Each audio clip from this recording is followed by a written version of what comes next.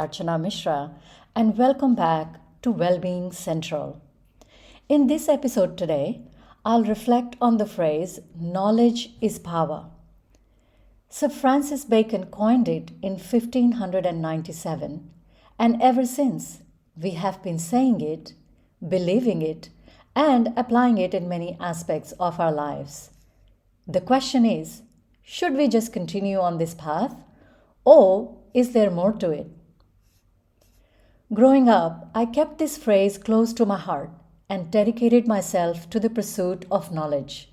So, I now hold various degrees in several disciplines, and as a result, I know many things about a wide range of subjects.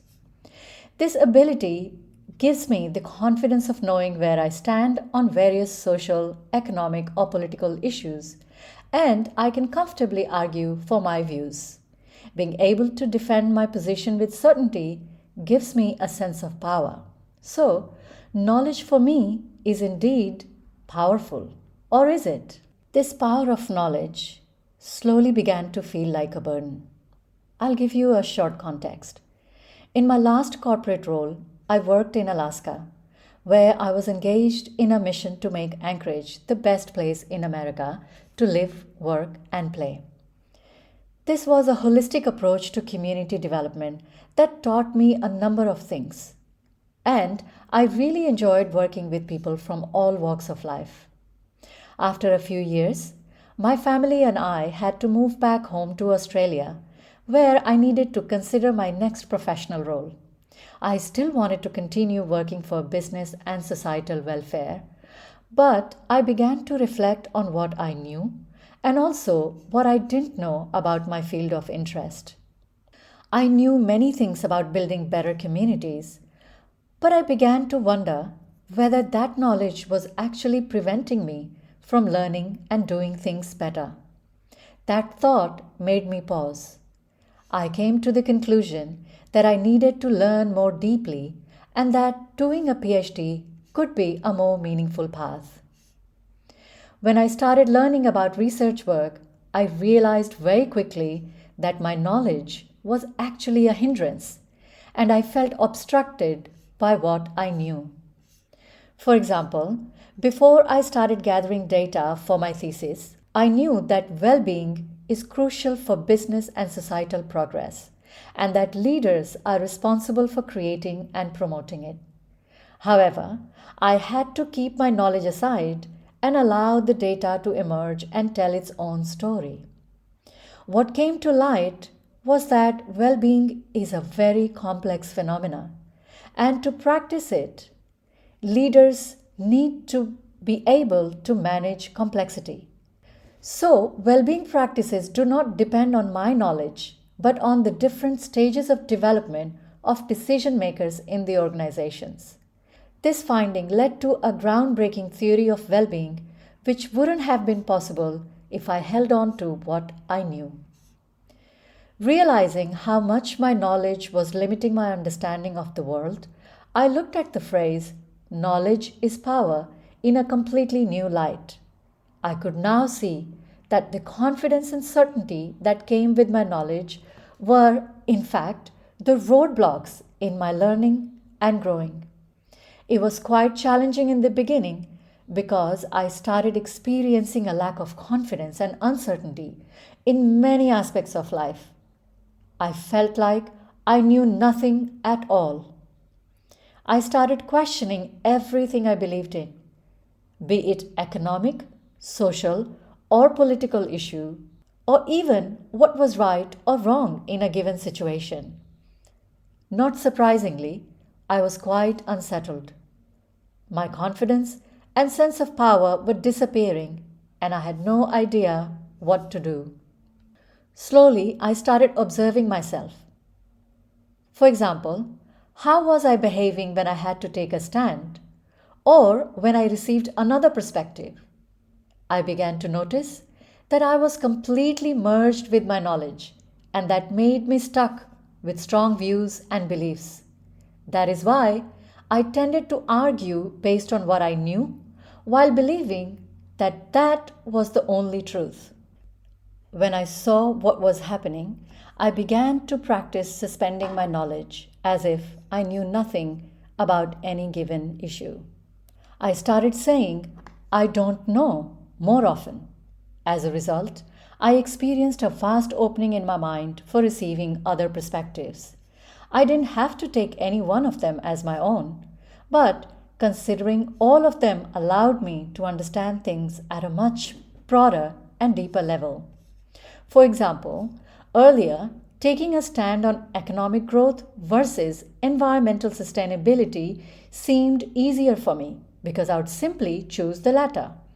However, I realized that this stand was blocking me from considering the opposite viewpoint, which could help me see the bigger picture. When I allowed that to happen, I could see that both economic growth and environmental sustainability are to be considered together. We cannot choose between the two. Thinking like this wasn't easy to begin with.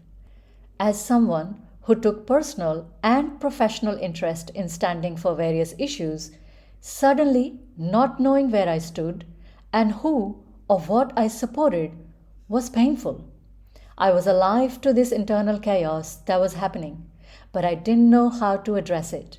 The only option I had was to simply be in this state of not knowing and allowing things to take their natural course. During this time, a regular practice of yoga and learning more about adult development process gave me the strength to hold on. Based on the adult development theory, we grow when our environment challenges us to think differently and when we are supported in this process. I could see how that applied in my case, and I began to understand how not knowing was making me learn in ways I never did before. Not having a firm position on an issue or clear support for a social or political platform now felt like freedom. This freedom from the known allowed me to explore the unknown. I saw that holding on to our knowledge divides us into opposite camps, and we become pro this or anti that. When we unshackle ourselves from the clutches of what we know, we gain the ability to see the contradictions inherent in many situations. We go beyond taking a stand on either side of the right wing, left wing, pro life, pro choice, development, sustainability, or integration identity debate. We begin to consider both of them together. Yes, doing that is more challenging and complex, but therein lies the breakthrough. Several complex issues that we are currently grappling with, such as climate change, food insecurity, refugee crisis, international wars, and mental health crisis, cannot be resolved from an either or mindset. Perhaps it's time for us to shed our loyalty to what we know so that we free ourselves to consider what we don't know. For example, do we want to be a socially strong society where everyone comes together as one? Or do we want a culturally strong society where everyone is seen as a unique individual with their own ethnic and cultural background? Is it either or both? Can we choose? Do we not need both? When we say that societies worldwide are becoming more polarized and more intolerant of others, we forget that we are the ones causing it by holding on to our own side of the knowledge pole. We rarely walk towards the opposite one.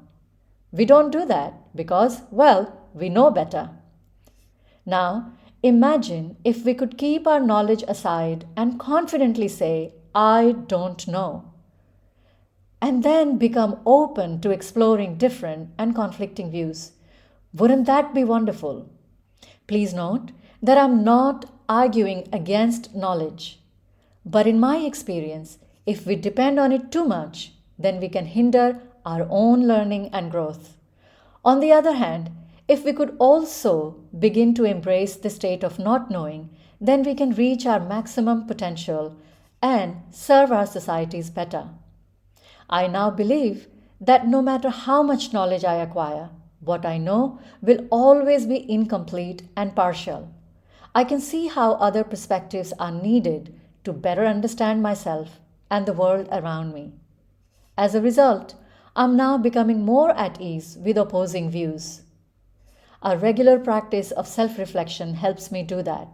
I now frequently pause and ask myself, what do I know?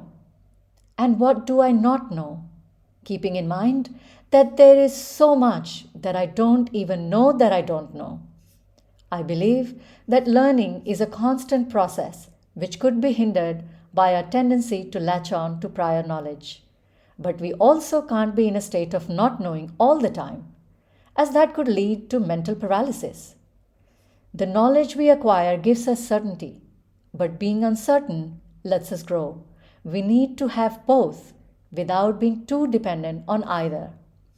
I will now close this episode with an invitation to you to consider one issue that you hold a position on and there is an opposite viewpoint that you completely disagree with. Can you, for a moment, consider that opposite view while suspending your own knowledge?